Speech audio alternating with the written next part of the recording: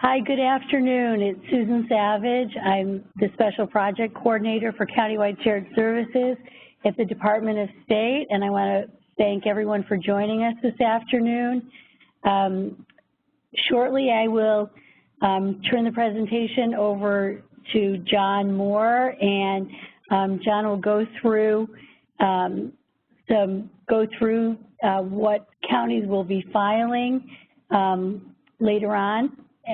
And after that, we'll also go through the guidance information for 2019, 20, and 21. And at that time, also in part 3, we'll be taking questions. So you can enter your questions in the meantime, but we won't answer them until we get to part 3. Also, part of the information we'll share with you today after we answer questions is where to get more information. So at this point, I'm going to ask Jonathan Moore to take over and run through what he'll be doing and what you'll be doing on the webinar. And just to reiterate, for questions, please type them into the chat box and send to the host, presenter, and panelists. And before I get into the application itself, I just want to share a little bit about the process and, you know, what sort of, not necessarily deadlines, but when are things expected to happen in chronological order. Step 1, DOS issues match application guidance and issues individual counties' customized match application spreadsheets. The county should review these for accuracies. You should have gotten these at the end of August. Let us know if there's anything that's inaccurate or if you have any questions in terms of, you know, how it's set up. Step 2, county approves match application spreadsheet or communicates to DOS changes that need to be made. Step 3, county distributes municipal savings report, Appendix A, to participating municipalities for their completion. And this is intended to help aid the county in collecting savings info. And county collects completed municipal savings report and supporting documentation. All municipal savings reports must have a signed attestation. Step 5, county compiles completed municipal savings report and supporting documentation and inputs the data into the CWSSI match application spreadsheet and submits us to that. That's what I'll be reviewing in a few minutes. Step 6, DOS reviews CWSSI match application spreadsheets for project and savings eligibility. We determine project eligibility, or we work with the county to resolve any issues. Step 7, upon DOS approval of the CWSSI match application, the county will work with municipalities to complete and sign the use and distribution agreements, which is Appendix C, and submit to DOS. And we'll share this PowerPoint with you, but which will include links on more information. So part 1, completing the application. In just a moment, we'll review how to complete the application, which are the Excel spreadsheets from start to finish, highlighting questions or concerns that have come up. And specifically, we'll review the 4 tabs and of the spreadsheet. So with that, I'll get started on the spreadsheet. Just give me a moment.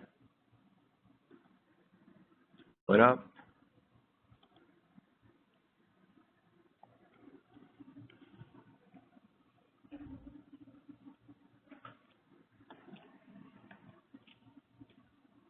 And before I get into this, I just want to reiterate that online there is a full video posted on our website that, you know, completes an application from start to finish. I probably won't finish everything in this, you know, just enough to get the idea of what needs to be completed.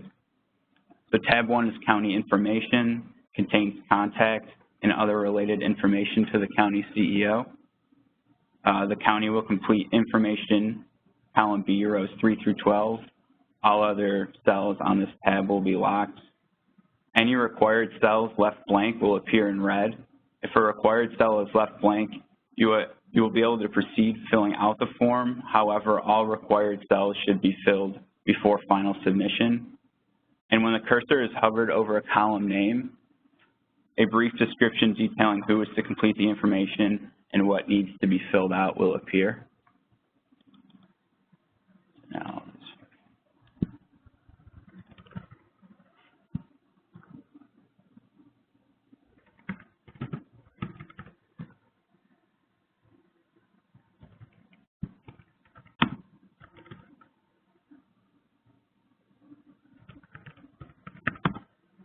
this first tab is fairly straightforward. It's just to ensure that we have the correct contact information.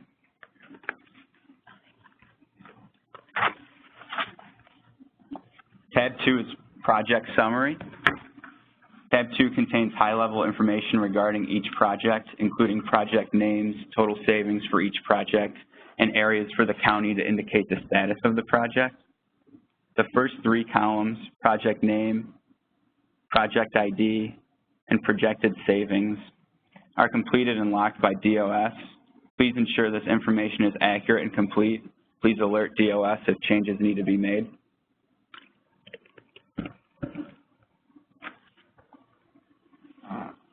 The next three columns, certified actual savings, certified matchable savings, and number of partners, are automatically calculated, automatically populated, and locked by DOS from information provided on the Project Details tab, which is tab 3.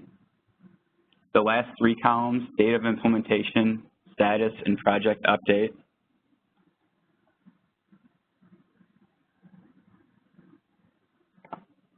are the only columns required to be completed by the county in the Project Summary tab. Cells left blank in any of these three columns will appear in red until completed. Date of implementation is the date when implementation of the project began.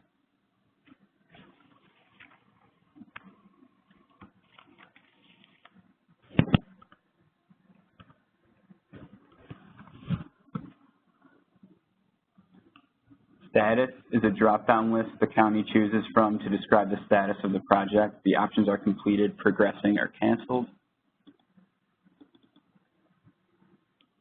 And project update provides a space for the county to add a narrative update on the project.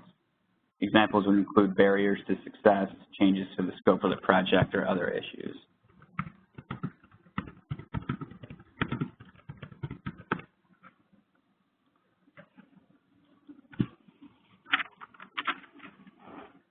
Tab 3, project details.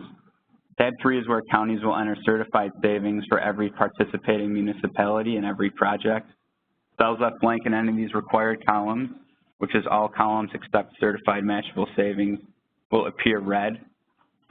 Note, tab 3 is where much of the responsibility falls on the county and its municipalities to complete the match application. Project name, column B,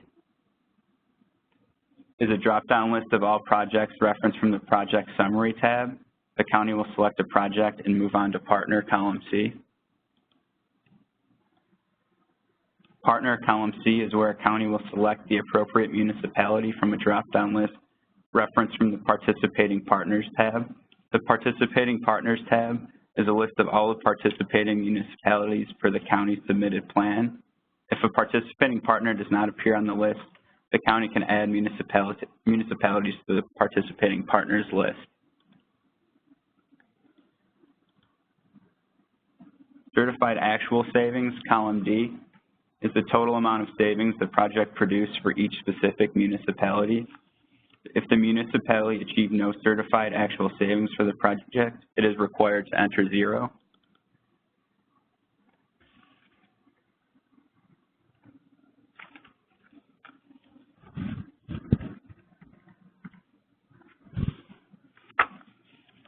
Certified avoided cost, column F, is the total amount of avoided costs associated with that specific project for that specific municipality. If the municipality has had no associated avoided costs with the project, it is required to enter 0. This number is added when considering certified matchable savings.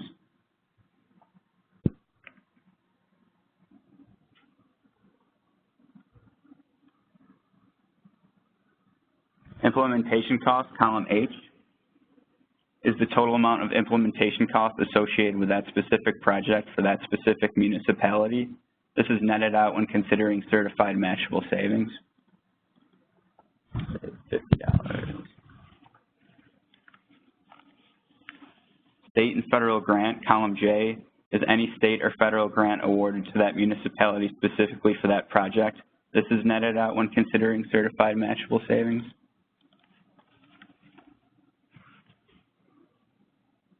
Certified matchable savings, column L, is the total matchable savings for the specific municipalities participating in that project.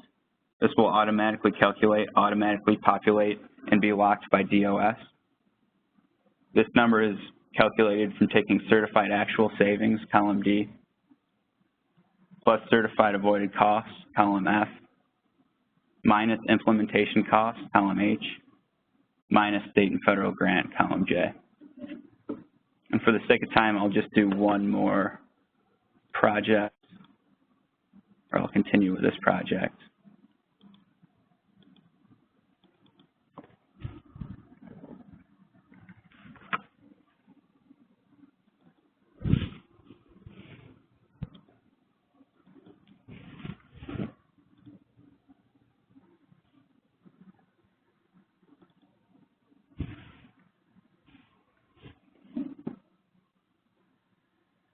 And I noticed if you're hovering over a column and it's getting cut off, the description, and you're wondering what it says, you can make the column wider, and it should be able to appear more. Sometimes it just takes a little, jimmying around.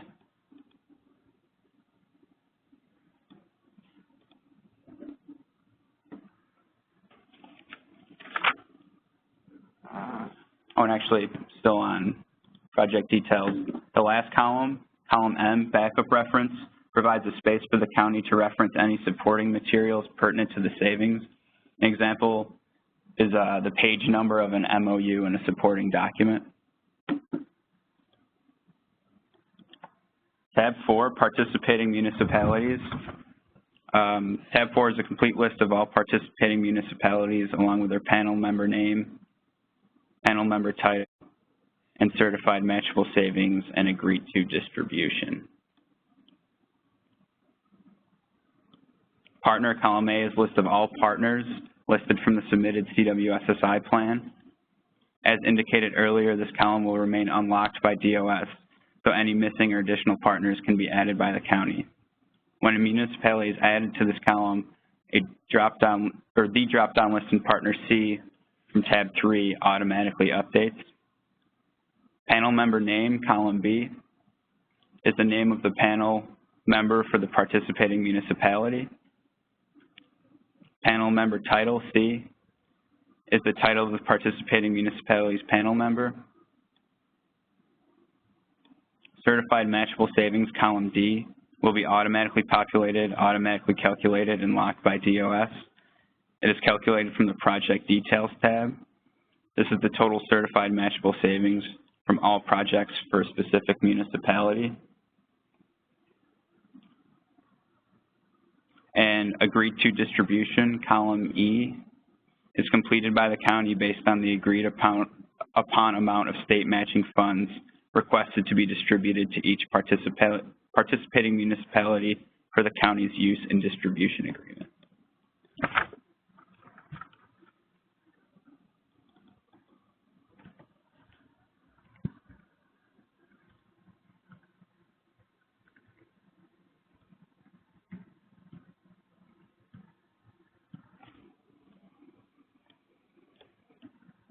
And that has concluded reviewing the match application. I will now switch back to our slideshow.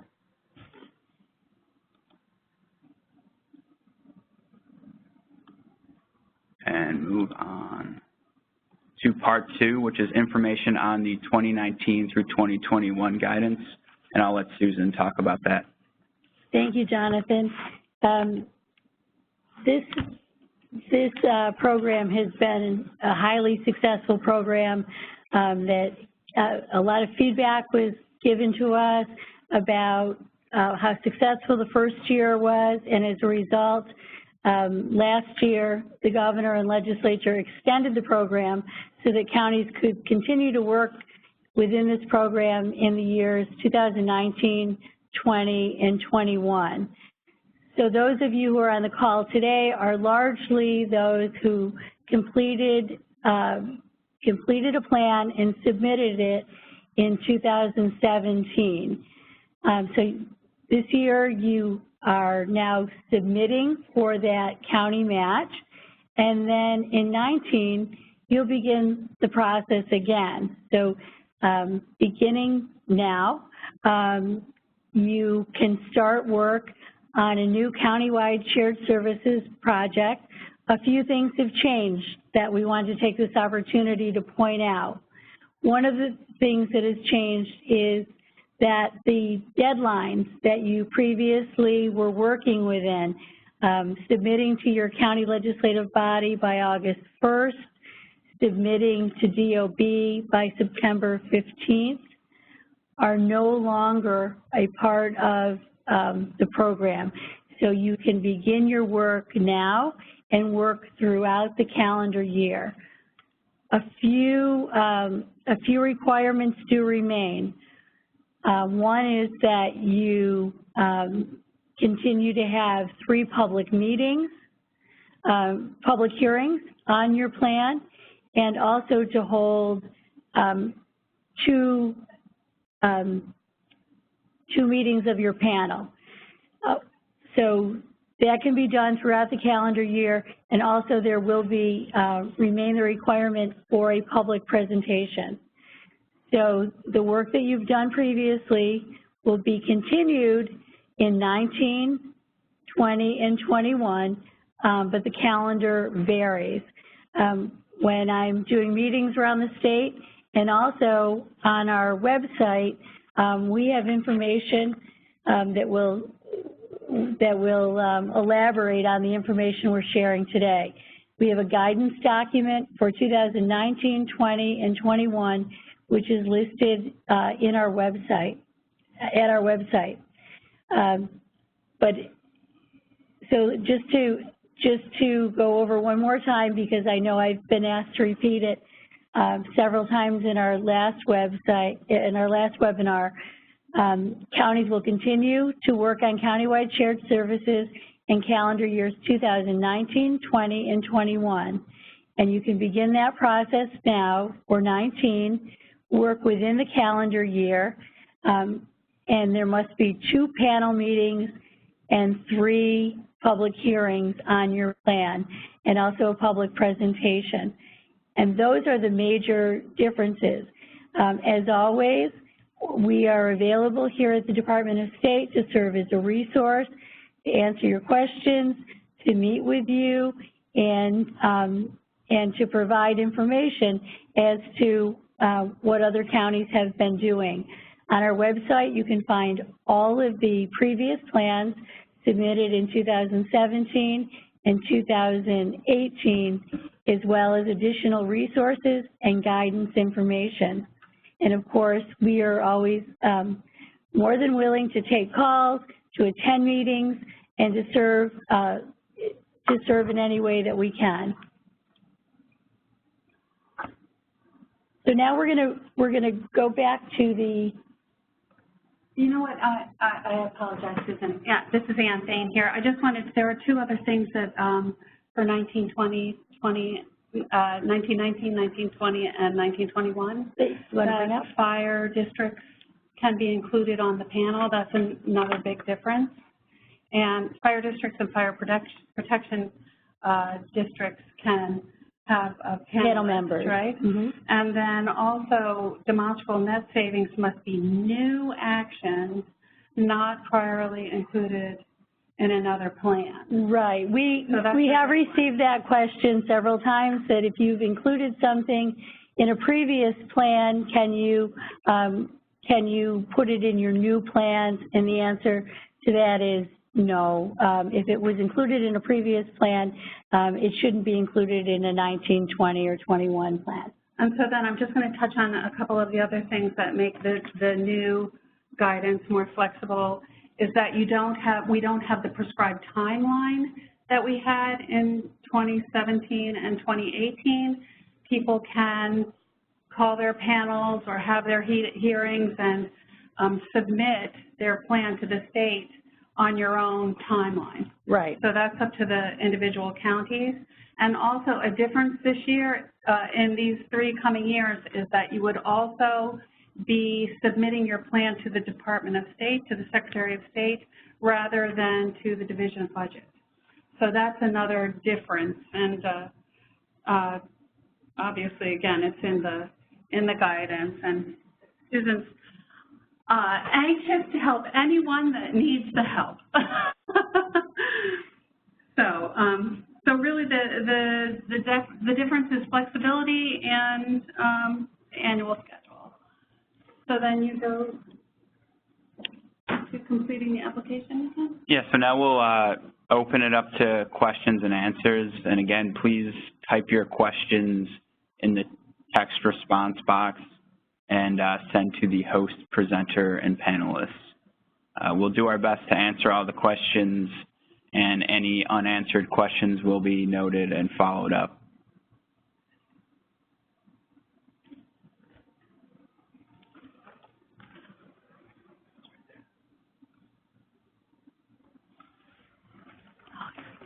We got a question. Can you please email the slides to us? Yes, we'll send the slides. We know that there were links provided to in the slides, so those would be helpful to get to. And I have actually a presentation made that we can, a couple of additional slides that go through the differences that we can offer. Okay, any questions? Any more questions?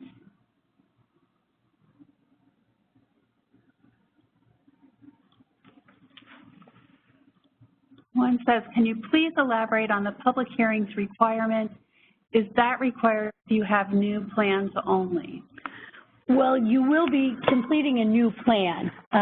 So, yes, that is required, and it'll be, everyone will be doing a new plan in 19, 20, and 21, and so that's part of the requirement, and of course those need to comply with the open meetings law as well.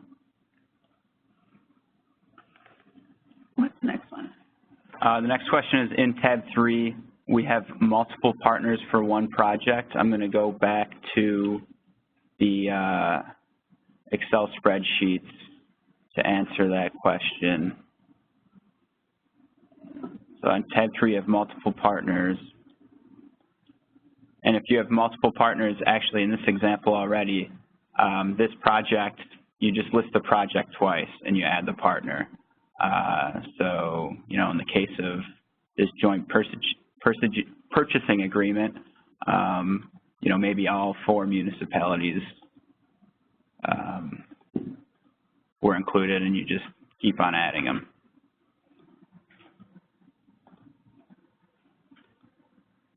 And so on.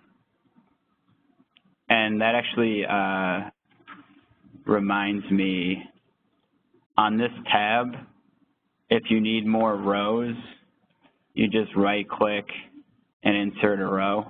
We did have some questions as to why there was only 8 columns there, or 8 rows. There was no reason for that. Just right-click and add, and same thing on if a municipality is missing, insert. If a project is missing, though, please communicate with us, and we can get that sorted out. But in fact, Jonathan, we don't anticipate that there would be many people that would have to add either partners or projects? No, because it comes from the plans themselves. Right. And so you can't, and this is something I think that people struggle before with, you cannot add partners or projects that were not included in the original plan. And those might be situations that are opportunities to put into a future plan, 19, 20, or 21, but 17 and 18 projects and panelists have closed out, right? So this will make that clear. else do we have? Chris, I think I answered your question in terms of we keep adding rows, correct? Yes, you just keep adding rows. And examples of support documentation? So examples of support documentation would be invoices, you know, canceled checks, MOUs. MOUs are one of the things, agreements, right, intermunicipal agreements. But you are, you know, when you sign this document, you're certifying that these savings are found to the best of your estimations. So you're putting your name to the document.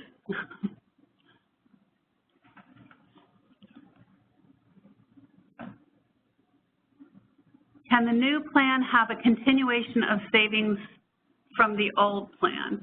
No, you cannot continue to cite the same project for savings. However, there may be a project you have in a prior plan that has 4 partners, say. So in a future plan, you could add 2 partners to that project, and then the 2 partners would be the new project, basically. If they realize additional savings, they will get the savings, but not prior partners that had been in a prior plan. Right. We gave this example on a previous webinar. If you had a countywide IT project and you started with 4 partners, and then you learned, you know, afterward that there was others that would like to join, you could include those new partners in your future plan. So you could take the number that you had 4 previously, and then maybe now you have 8, but the savings would be attributed to those new partners. The previous partners would not share in that. In the match. In the match. For that. But the intent of the law is really to identify savings. So if in a given year you have 4 partners and 2 say, hey, I can hop on right now and I'll save my community, you know, several tens or hundreds of thousands of dollars, they should jump on because they can be saving their constituents money, but those new things would not be matched. Not be eligible for the match. But there would still be savings to the communities involved. Which is what you want.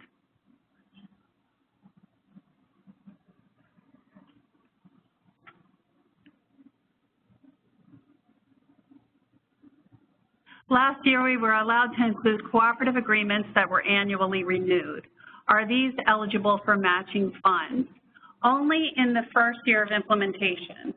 The following years, that falls out for the match, but you will continue to realize those savings.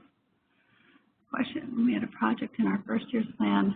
Okay, we had a project in our first year's plan which has multiple partners going forward. We have a base sharing which is occurring with 2 municipalities, and then there will be more in the future. Can we claim the new partners in the future claim years? So that's what we were just talking about. Yes, you can put those partners into a new plan. Is there a deadline for submitting the match application? There is not. You have till December 31st of following the year of implementation. We would hope that, you know, you begin to cull for the information so that you can apply earlier in the year and get your match. But they mean right now. I don't understand. This group, they want to know if there's a deadline, I think, to submit for this match. For this match. So it would be December 31st of 2018. There is not a deadline. Right? Or 2019, sorry. I'm forgetting what I'm living in. But we are anticipating that counties who are applying for the match have already begun to do that and will continue to do that. Okay, can you please describe in detail the process to allocate savings funds requested by the state? Who makes the decision, the panel or the individual participants? Well, the panel speaks for the individual participants, and the panel decides as a group how the match will be allocated. And that is agreed upon when you submit your plan. So that should be all worked out. Our county was admitted as a partner. Our county was admitted as a partner, and they. Okay, Chris, to answer your question, our county was omitted as a partner, and the county was part of an equipment sharing agreement. Can we add ourselves as a partner? Yes, it was, the county probably wasn't listed on that tab 4 because it wasn't, it may not have been included in the signature pages of the plan itself, but obviously the county itself is a partner, so you just add it. Do you have to submit a new plan each year, or does plan in 2019 cover 19 through 2021? No, each year you would meet and you would decide as a panel what you're going to do in that year. And then you would submit in that year for implementation the following year. You would submit following the year of implementation, right? Well, I meant submit the plan to the Department of State.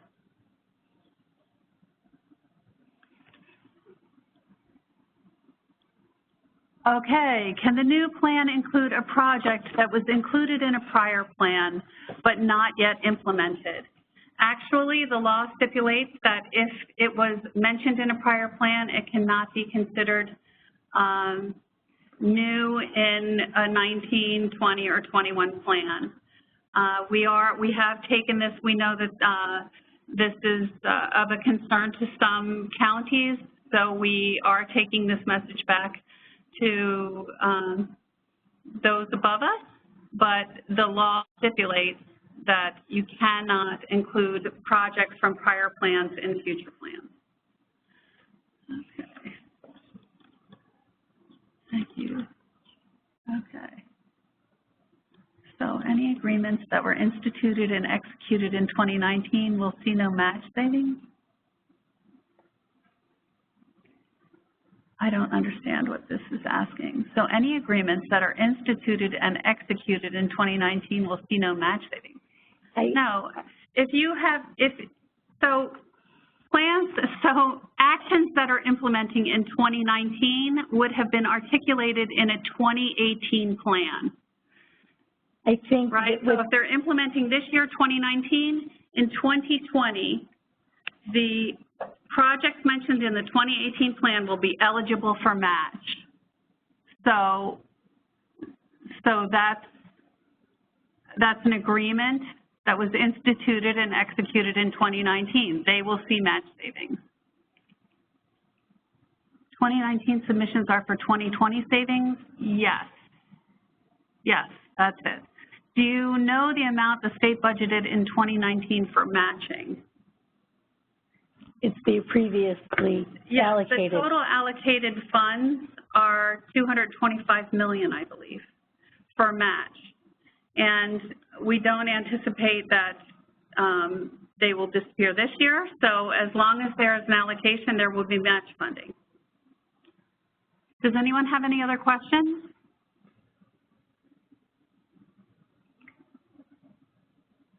Okay.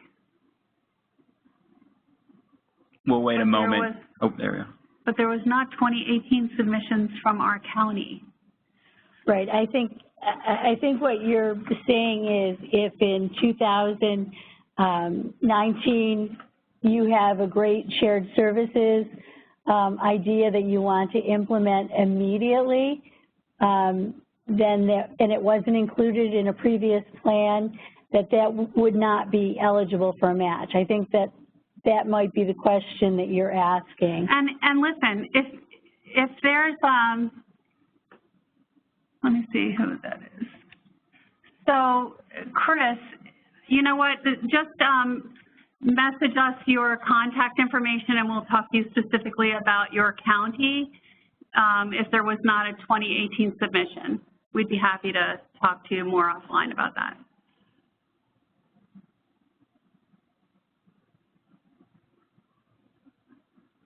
We submitted a plan in 2017 for 2017 and 18. We will not submit again until 2019 for projects in 2020. Projects in 2019 not eligible for match.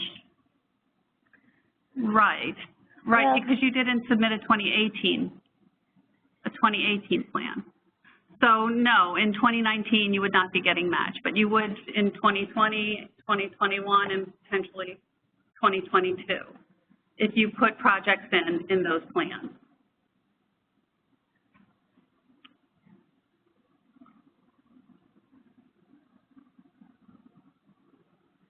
So it seems that we're winding down on questions.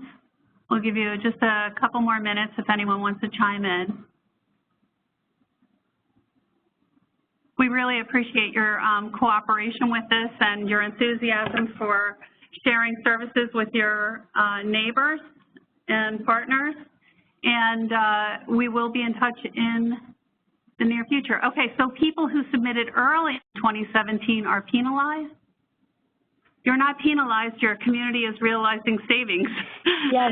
and you're applying for match now. Right, you submitted in 2017, and now you are applying for the match of those funds. So you weren't penalized.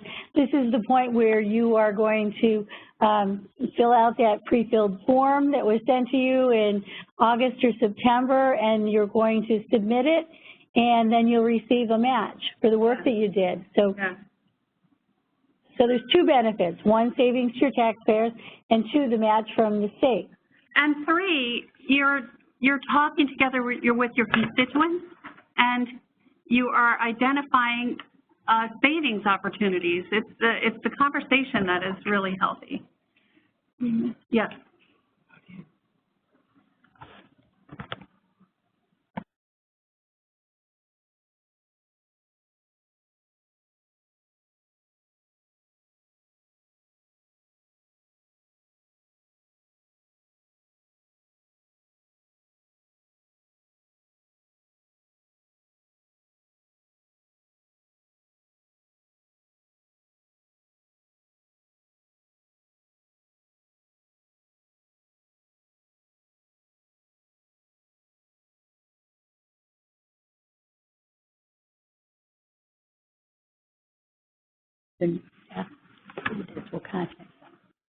We have a question that's, a statement. You stated projects in previous years cannot be added or continued for the upcoming years, but is there a waiting period or a gap until you can add them again? There's nothing stipulated in the law about that. So again, we understand your concerns and we are communicating this to executives, but at this point, you are either eligible for savings from your 2017 plan or your 2018 plan, and you should be looking at new projects for 2019, 2020, and 2021. Right, and if we're misinterpreting anyone's questions or you would like to call us to clarify what your question is, please do that. We'd be very happy to answer it. You have the number? Is it on the last slide? It's 518-473-3355. 518-473-3355.